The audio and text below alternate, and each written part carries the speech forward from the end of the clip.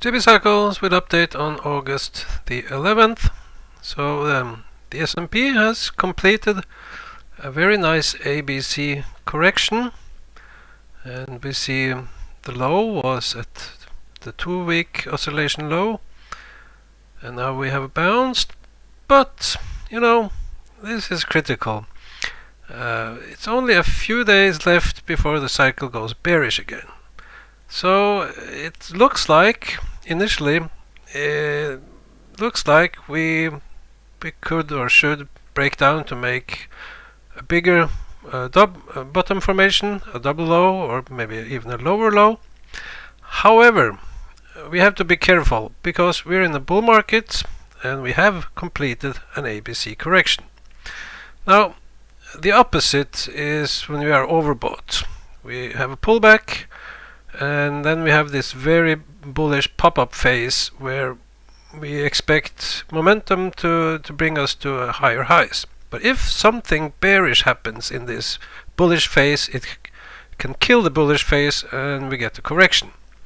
And again here we had some trouble here, a pullback. We had to get saved by this pop-up phase, but we got some bad news from the job numbers or unemployment numbers, and then we had the correction.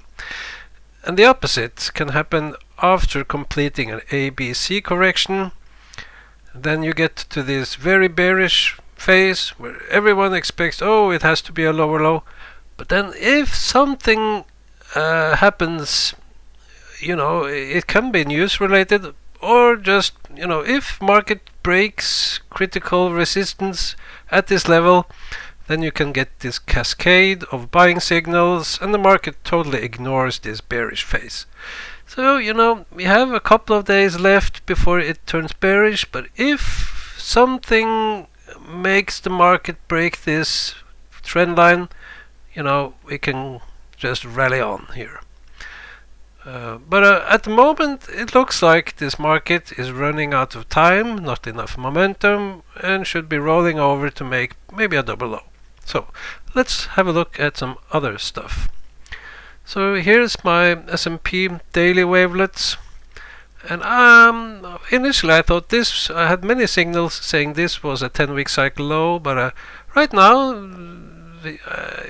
these wavelets are telling me this is a 10-week cycle low.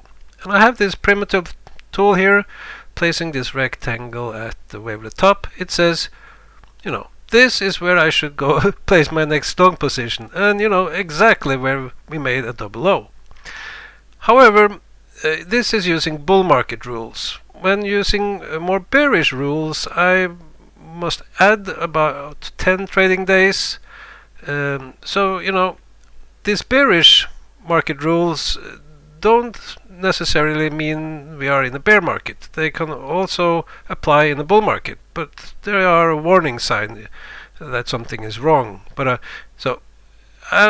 we are in the bull market. We are making higher lows. So I would trust this signal. But if we were to break down to a lower low, these coming 2 weeks, that's really a warning sign that something is not right. But still, that should be a buying opportunity, and then we should have a longer rally. So the VIX has a similar picture.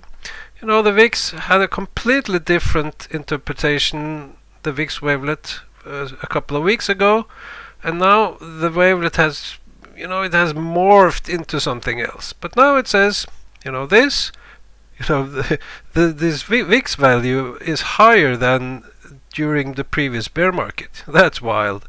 Anyway, the VIX wavelet says the wavelet is going down, so inverted for the S&P, we're going up.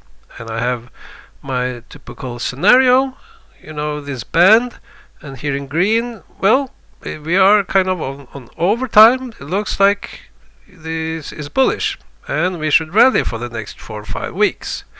So that supports the case that something makes us break out bullish here in this coming week. My cycles, however, are generally bearish into mid-September.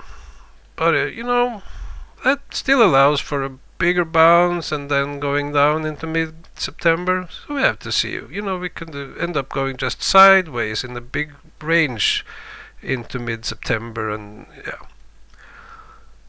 What else? Hourly data. Dow Jones. So here's the 2-week oscillation. We made a 2-week oscillation low at this double low. We have started a new one. It suggests a top around Wednesday, just like my 4-week cycle suggested. We have still a couple of more days before the bearish phase comes in. And here, well, this will be interesting if the signal works once again. I have this, I call it money flow triangle, or say momentum triangle, and it suggests the next low, market low, should be in about almost 2 weeks.